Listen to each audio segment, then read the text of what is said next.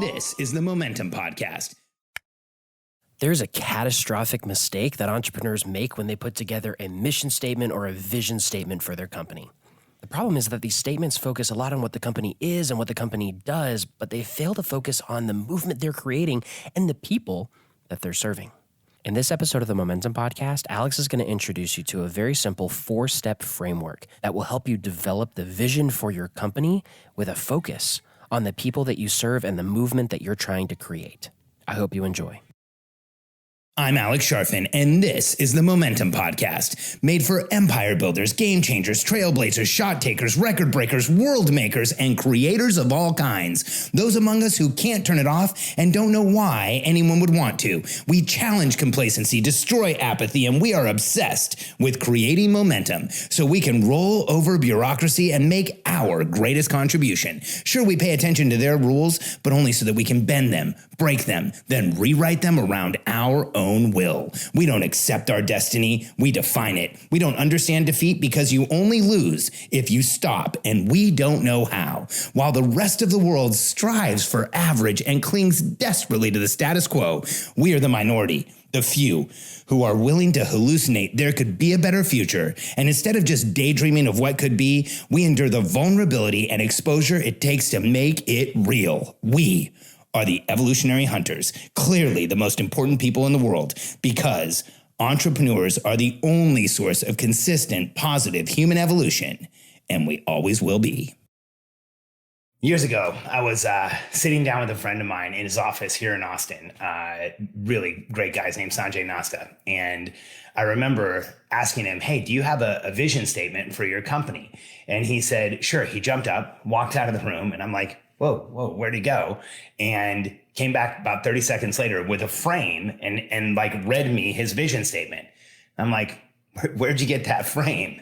And he said, from the lobby. And I asked him, so do you guys really use this vision statement? Is this something that means something to you? And he admitted that a few years earlier, they had hired a consultant who walked them through a framework where they were able to create this vision statement, or this statement that sounded a lot like so many of these vision statements sound. And I don't mean to be judgmental, but here's the challenge that I see over and over again with company mission or vision statements. They are almost 100% about the company. Here's what I mean by that.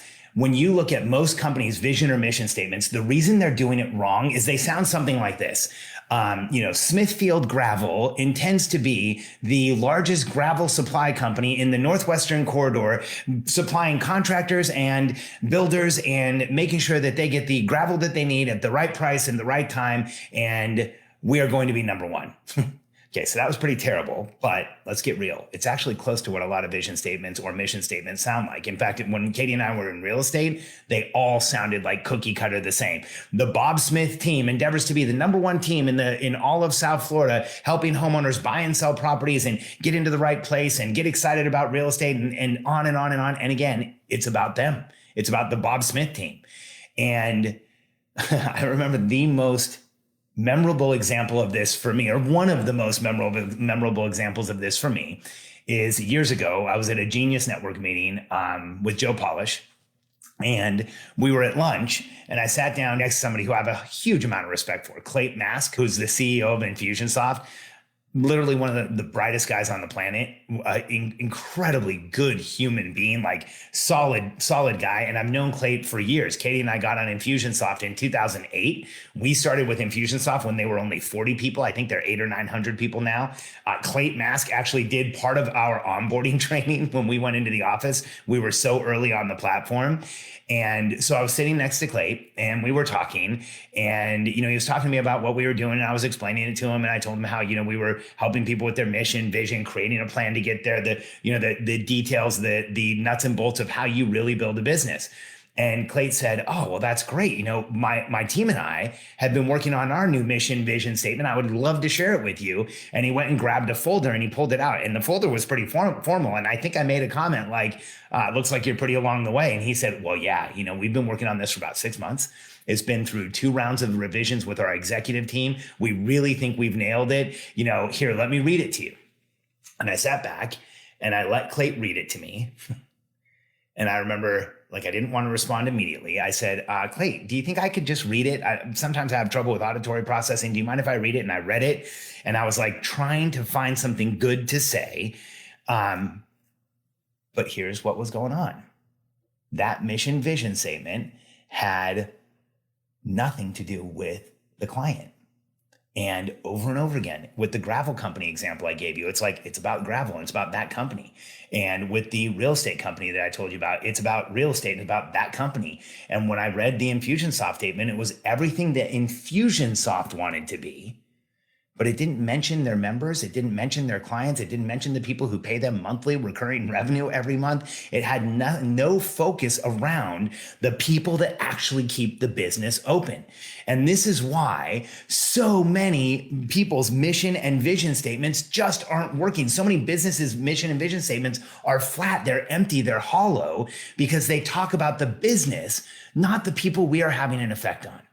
And so in our organization, we train a client-centric mission where you create a statement that's all about the member. And so I remember talking to Clay and I read it to myself again. And then I looked up and I said, Clay, you know what? I think this is a really good mission vision statement for the traditional way of looking at things. And I think Clayton was actually working with Jim Collins, which if you look at Good to Great in Jim Collins, all of the mission vision statements are about the company. They're not about the members that are being served. They're not about the clients. It's one of the big arguments I have with the book Good to Great. It's one of the arguments I have with Good to Great. There's more. I think it's a decent book with some good, like solid business principles. But this is one of the places where it gets really confusing because if you're just talking about your business, how does your customer know you're talking about them?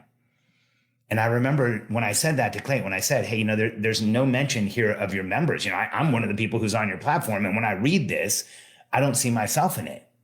And I looked up and I remember it kind of looked like the blood had drained out of Clayton's face because they had put a ton of time into this. And it clearly, after I had said it to him, you could see that he was kind of thinking, well, that's kind of obvious. How did we miss this?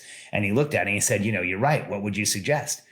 And I shared with him the framework we use, the client-centric mission framework we use. Now, I want you to know something. I'm going to share with you in a minute how I might be able to coach you in October on your client-centric mission if you're interested. But I want to share with you what I said to Clay. I said, Clay, the way that we put these together is pretty simple. We answer 4 questions. Who are you going to help? How are you going to help them? What is the change you're going to make? And how will you know you're successful? Let me share my mission statement with you. This is what we call our client-centric mission for Sharfin. Our client-centric mission is we help visionary entrepreneurs who have expertise and want to make a contribution just as much as they want to make a living. We help them by showing the process, structure, and routine it takes to grow a business in a predictable way so that you know what's coming. And the change we want to make is that visionary entrepreneurs get the help they need so that they can go out and change the world. And we will know we're successful when visionary entrepreneurs around the world are using our systems, our frameworks, our processes to grow businesses, get into the passenger seat, and change the world. And I remember Clay saying, well, yeah, like that actually speaks to me. I was talking to him about our company. He said, well, I see myself in that statement. And I do too.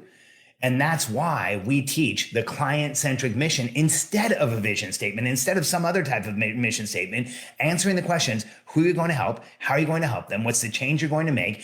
And how will you know you're successful? When you answer that is your elevator pitch. That's what you say when somebody says, what do you do at a cocktail party? That's what you tell a prospective employee. That's when there's somebody who might be one of your members or clients. We say, here's what we do. And then they clearly see themselves, if they should be our member, they see themselves in our client-centric mission. And this is what you can rally your entire team around. And a client-centric mission is so much more powerful because it's the basis for the movement you're creating. What's the movement I'm creating? I'm helping visionary entrepreneurs around the world to join a coaching membership and a community where they can have the process, structure, and routine that they can go out and change the world. That is a movement. I'm creating a massive social business movement to change the way that entrepreneurship is done. And in order to do that, I have to talk about the movement itself. Who are you going to help? How are you going to help them? What's the change you're going to make? And how will you know you're successful? These 4 simple questions, if you just answer them in your head while you're talking to somebody, you can tell them your client-centric mission for your business. And when you formalize this and share it with your team and share it with everyone who works with you, share it with all your clients, they now can understand exactly what you're doing and the movement they are part of. And by making this shift, your vision or mission statement becomes infinitely more clear. Your members, the people you're trying to attract to your company, now see themselves in the description of the company. You can use this to make sure that when you're recruiting, when you're bringing on new team members, that they know exactly what your company does. And the client-centric mission is incredibly powerful because it is actually the basis for the movement you're going to create that's going to change the world.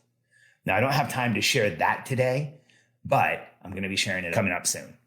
In the first week of October, October 6th, 7th, and 8th, I'm going to be doing 3 days of training where I'm shooting content for behind the paywall in our products. And in those 3 days of training, I'm going to be teaching the entrepreneurial personality type, the billionaire code, the client-centric mission, which I just shared with you, but really the client-centric mission and how it relates to your social movement. You know, who are you going to help? How are you going to help them? What's the change you're going to make? And how will you know you're successful? I want to show you those 4 questions for your social movement and how the client-centric mission and your social movement relate exactly to each other. So this is really exciting. And then I'm also going to be sharing some momentum planning, momentum equation, and some of our other content. And here's what I'm doing. Rather than just sit here and record a bunch of content by myself, I actually love to have a live audience. I'd love to have people there. I'd love to get some feedback afterwards. So October 6th, 7th, and 8th, I'm going to be recording content for our platform live with an audience, and you can attend if you want. If you go to momentummasterclass.com, you can sign up to be there all 3 days, and I wouldn't miss any of the 3 days. The first day I'm doing entrepreneurial personality type and billionaire code. The second day, first thing in the morning, I'm doing client-centric mission and how does it relate to the social movement of your business. You know, I always tell entrepreneurs, every business is a movement. Most of them just aren't that good. I want yours to be one of the good ones. So go to momentummasterclass.com, sign up, and then here's what I'm going to do that day.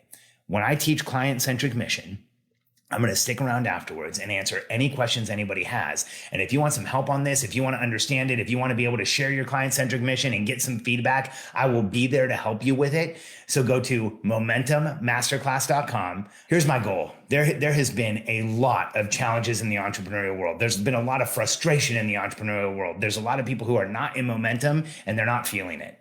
So in those 3 days, while I'm recording content for our products, for our platform, I want to also share that content with you, then stick around, answer questions, help you understand it, and make sure that at the end of those 3 days, you are in momentum and ready to create more. So go to momentummasterclass.com. I would love to see you there October 6th, 7th, and 8th, where I'll be teaching a bunch of our content and a deeper dive on the client-centric mission that I shared today. Just this simple concept and framework can completely change your business and get you and your team into momentum. Go to momentummasterclass.com, register to be there. I look forward to seeing you there.